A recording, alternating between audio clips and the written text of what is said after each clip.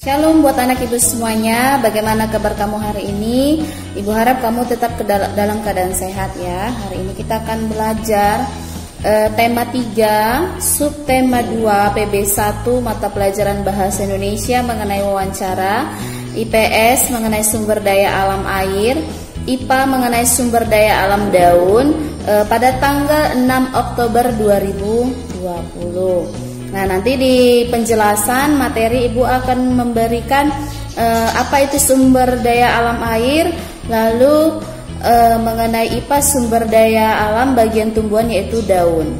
Ibu akan menjelaskannya. Lalu mengenai wawancara nanti Ibu hanya memberikan contoh bagaimana hasil dari wawancara, karena itu nanti berhubungan dengan tugasmu yang semalam untuk mewawancarai seorang petani. Jangan lupa diawali dengan doa. Selamat menyaksikan video pembelajaran dari Ibu. Sumber daya alam air. Nah, anak-anak Ibu, apakah di lingkungan kita ini ada daerah perairan tidak ya?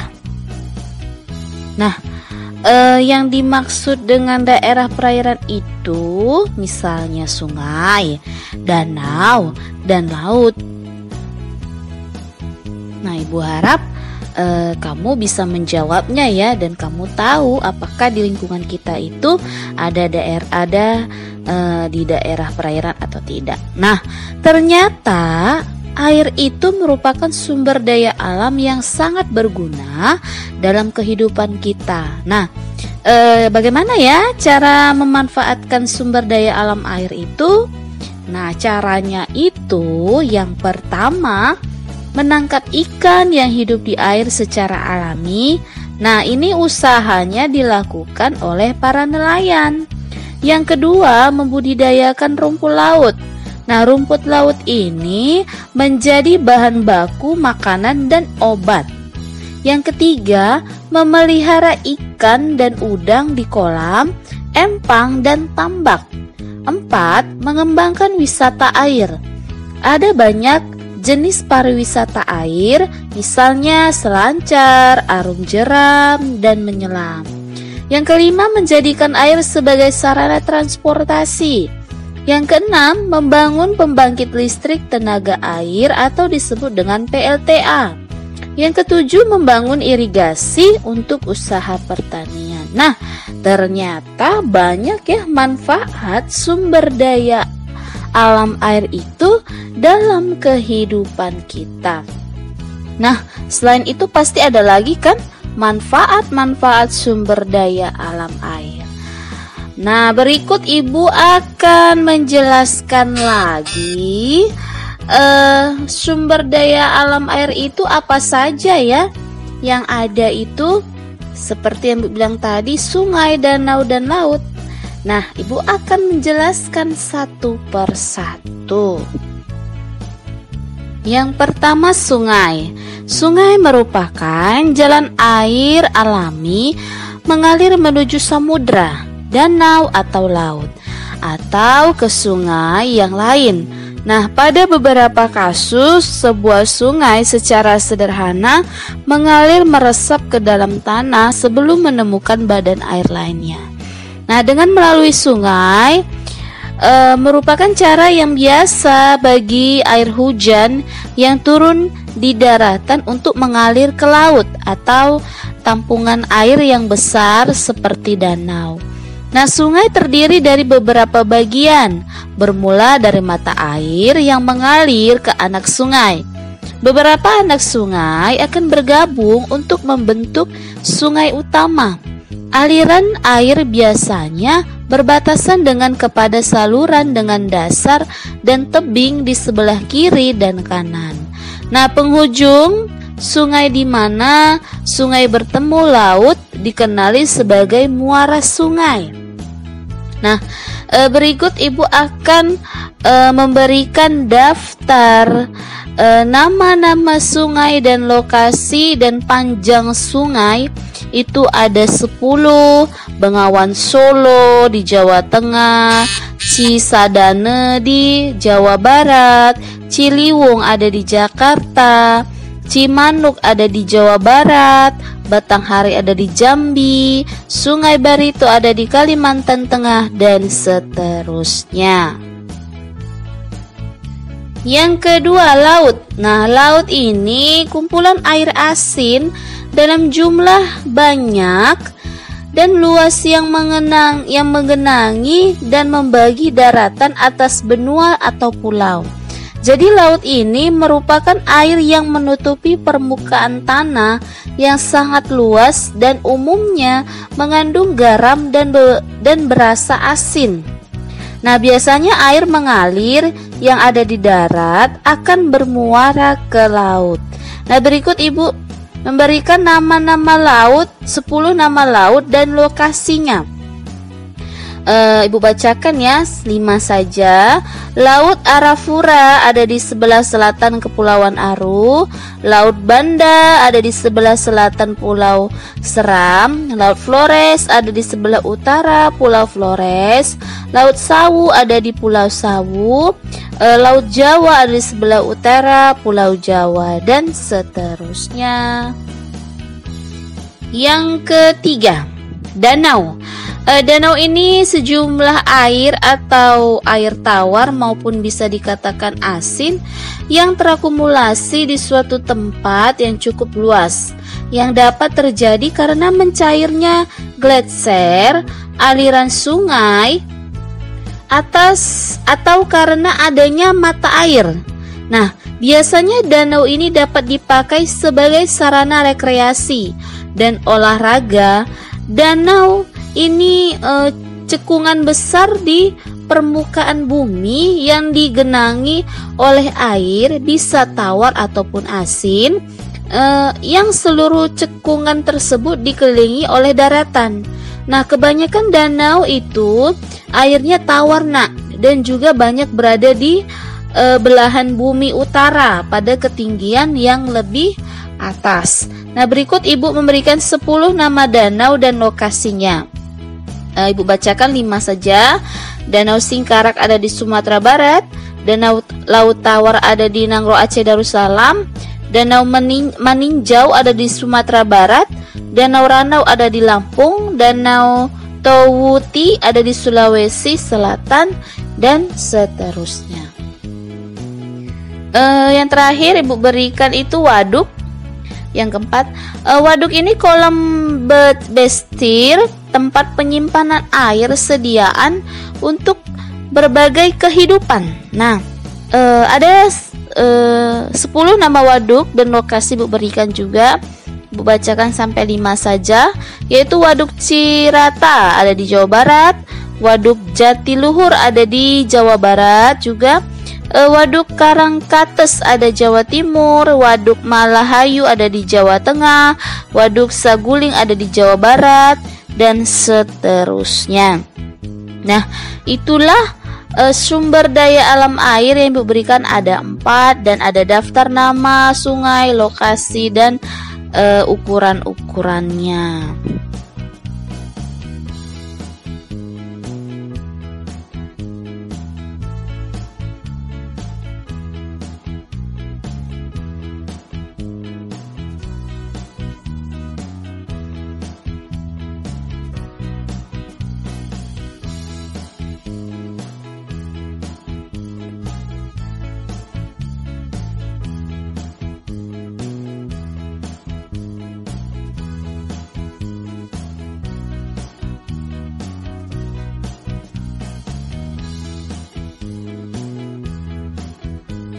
Daun. Daun merupakan bagian tumbuhan yang tumbuh dari batang. Nah, daun umumnya berbentuk tipis dan berwarna hijau.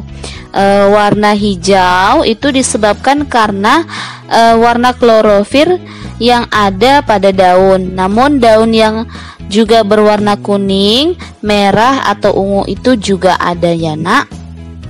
Jadi tidak selamanya warna daun itu harus hijau.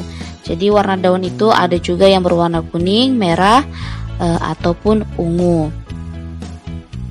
Nah, bagian-bagian daun ini ada beberapa bagian daun yang Ibu berikan, namun untuk kamu pahami, bagian daun yang lengkap itu ada di daun pisang. Bagian daun yang lengkap itu terdapat di daun pohon pisang, ya, untuk dipahami. Nah, seperti kamu lihat di gambar, ada tulang daun, helai daun, tangkai daun, dan pelepah daun. Itulah bagian-bagian daun yang sebenarnya yang lengkap, tapi terdapat di mana? Di daun pohon pisang, ya nak ya. Terus Bu, ada satu lagi nak, itu daun bambu, ya. Daun bambu itu juga bagian daunnya lengkap. Namun untuk kamu pahami juga, ternyata tidak semua daun itu nak bagiannya itu lengkap. Ada daun bagiannya tidak lengkap, kebanyakan pun. Misalnya pada tumbuhan yang tidak lengkap itu ada pada daun mangga, lalu daun padi, daun jagung, dan lain-lain. Nah, itu bisa saja pada ada tangkai dan helai daun saja. Nah, ada juga di daun itu juga terdiri pelepah dan helai daun saja. Nah, jadi pada 4 bagian daun itu tidak semuanya terdapat di tumbuhan-tumbuhan lainnya pada bagian daunnya, untuk dipahami. Ada tadi seperti misalnya Ibu bilang tadi, ada dia yang helai daun saja, ada yang dia tangkai dan helai daun saja. Ada juga dia pelepah dan helai daun saja. Jadi untuk dipahami lagi, tidak semua jenis daun itu bagiannya lengkap. Yang lengkap itu hanya di pohon pisang dan pohon bambu di bagian daunnya, ya. Nah, selain itu juga daun ini nak juga memiliki urat. Nah, dimaksud dengan urat daun ini susunan pembuluh pengangkut pada daun. Nah, pada tumbuhan monokotil memiliki urat daun yang memanjang dari pangkal ke ujung daun sampai sejajar. Nah, kalau dia pada tumbuhan dikotil memiliki urat daun yang membentuk jaringan. Nah, urat daun ini bercabang-cabang hingga menjadi percabangan kecil dan membentuk susunan seperti jaring atau jala. Nah, selanjutnya Ibu akan menjelaskan lagi jenis tulang daun. Ternyata tulang daun ini memiliki jenis-jenis. Yang pertama itu menyirip. Nah, maksudnya di sini tulang daun jenis ini memiliki susunan seperti sirip-sirip ikan. Contohnya tumbuhan yang memiliki jenis tulang seperti tulang daun bambu, mangga, dan rambutan. Yang kedua, melengkung. Nah, tulang daun melengkung berbentuk seperti garis-garis melengkung. Tulang daun jenis ini dapat kita temukan pada berbagai tumbuhan di lingkungan sekitar. Misalnya pada daun sirih, gadung, dan genjer. Yang ketiga, menjari. Nah, tulang daun menjari bentuknya seperti jari-jari tangan manusia. Contohnya pada daun pepaya, jarak, ketela pohon, dan kapas. Jenis tulang daun yang terakhir itu sejajar. Nah, tulang daun sejajar berbentuk seperti garis-garis sejajar. Tiap-tiap ujung tulang daun menyatu. Contohnya itu pada daun tebu, padi, dan semua jenis rumput-rumputan. Itulah dia mengenai jenis tulang daun. Selanjutnya Ibu akan menjelaskan mengenai fungsi daun. Yang pertama itu pembuatan makanan. Maksudnya daun berguna sebagai dapur tumbuhan. di dalamnya itu di dalam daun itu terjadi proses pembuatan makanan atau disebut dengan pemasakan makanan. Nah, makanannya ini digunakan tumbuhan untuk kelangsungan proses hidupnya dan jika lebih akan disimpan. Yang kedua, pernapasan. Nah, di permukaan daun terdapat mulut daun atau disebut dengan stomata. Melalui stomata pertukaran gas terjadi. Jadi daun mengambil karbon dioksida dari udara dan melepas oksigen ke udara.